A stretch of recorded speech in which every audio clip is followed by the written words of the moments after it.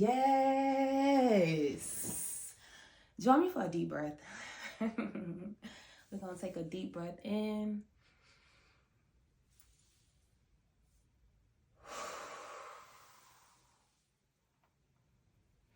I am whole, complete, and absolute. I am lacking nothing. Ashe. Happy new days, beloved. Welcome back. Thank you for joining me once again, and welcome to the best days of your life. I hope that you are feeling well, and if not, I hope that you are actively finding ways to feel better. Today we're talking about rewriting your story. Yes. Becoming another character in the play, right? We're talking about rewriting your narrative, rewriting who you are, right? Because at the core of you, at the very essence of you, nothing is tampered with, okay? I need you to remember that. At the core of you, your essence, your nature, that is untampered with, right? You've had experiences that have been traumatic. You had experience that have been wonderful, but at the core of you, everything remains as is, right? You are the divine frequency from the divine source of liberty. Give thanks, okay? So we're talking about rewriting our story. And this conversation is so very important because it's going to cause for you to reject some of the thinking patterns and some of the objectives that you have made for yourself. And I say that because I'm going to tell you about a really important conversation that I had with my father, okay? And so just to give a quick history, me and my father's history is very limited. He wasn't a very active parent, and it was never consistent, okay? And after years had gone by, years had passed, I wanted to confront him about that. I wanted to confront him about him not being a father to me, okay? And when I went to him with my grievances, I interpreted my father's words to me as excuses, that he was undermining the issue. He definitely was just making up what I can recall would be lies, right? And because he wanted to place all of the blame on my mother. Oh no, it's your mother's fault. I wasn't a father. But I had to recall times to him where I was calling you as a teenager. I was calling you as a young child who can remember waiting for you and you not arriving. You telling me you was putting money in the mailbox for me and I'm constantly checking and you don't arrive. Waiting in the driveway, sitting on the back of my mom's car, waiting for my father to arrive. And so many times, more times than ever, he never came. He never showed up. It was just something that he said to me. And in return, that felt like rejection.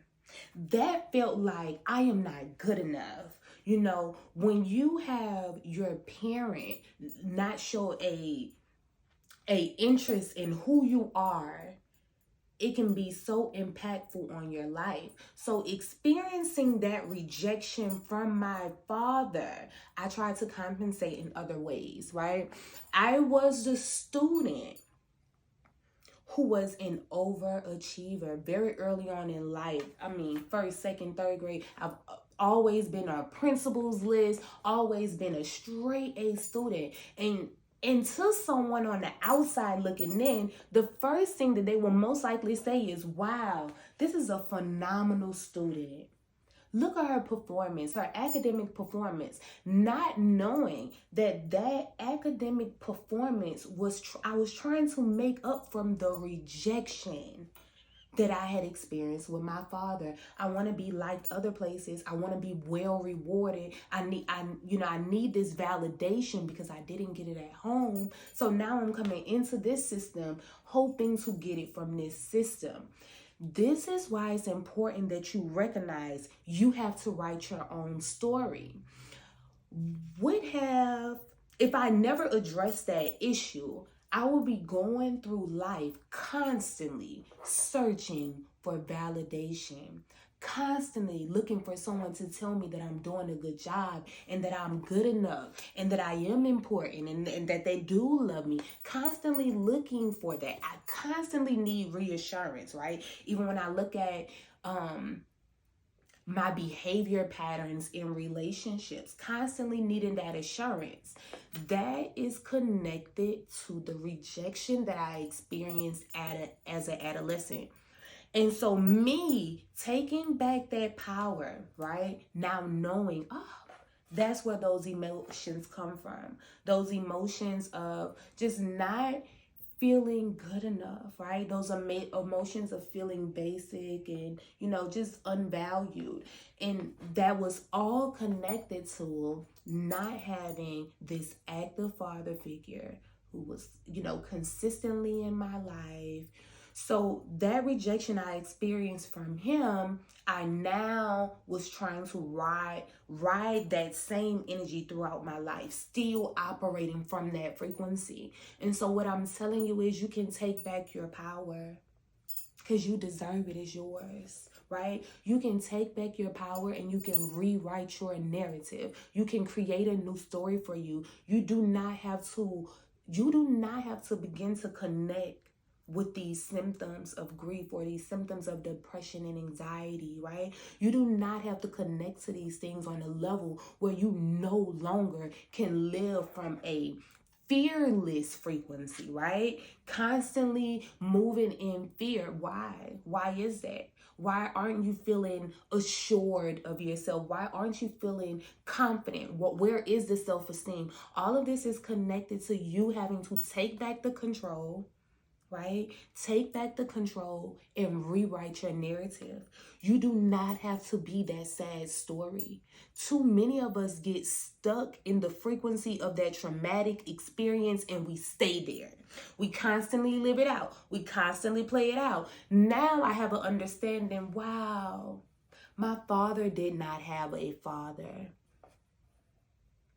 My father didn't have a father. His own father rejected him. His own father rejected him too. And look how that cycled behavior played out. Now I know he did not even have the skill set. He wasn't ready, right? He just completely wasn't ready. And even now he's not ready. Still not ready, right?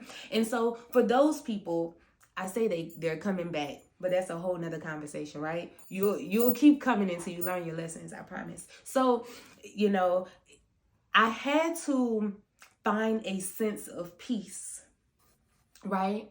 I had to find a sense of peace with the understanding and the knowing that my father was not able to deliver that apology, right?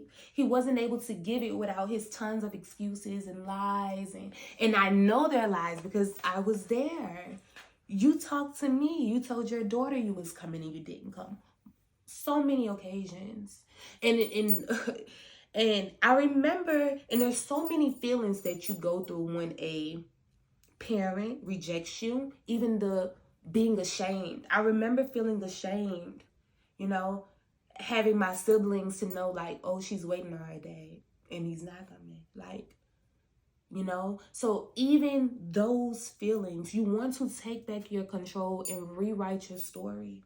Know that you do not have to stay in that traumatic place, okay? You can go somewhere beyond. You can make peace with the situation and you still might, and don't expect it, okay? Because people are willing to abuse you and ignore it. They're willing to abuse you and say they don't understand how they abused you, even though they know, okay? So don't go searching for these apologies with the understanding that people are going to be willing to give them to you.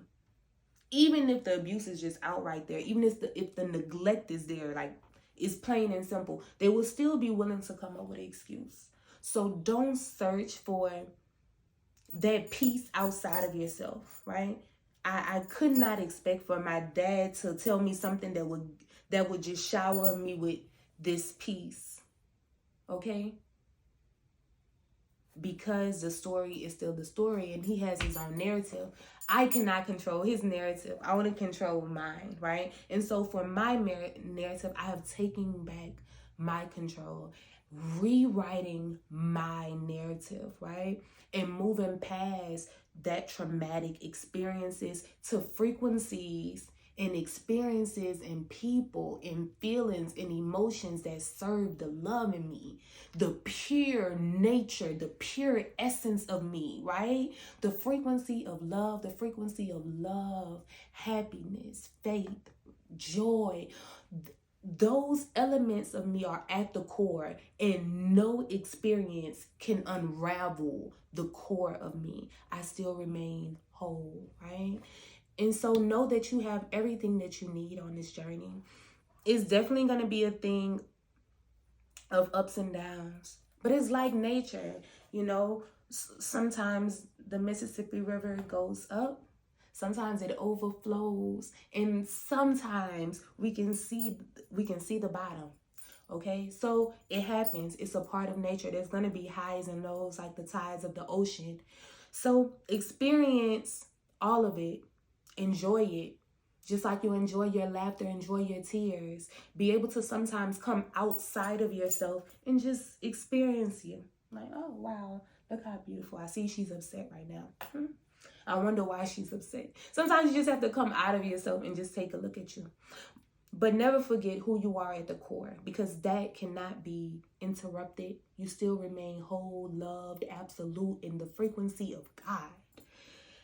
May you enjoy the best days of your life, beloved. See you next time. Like, comment, share.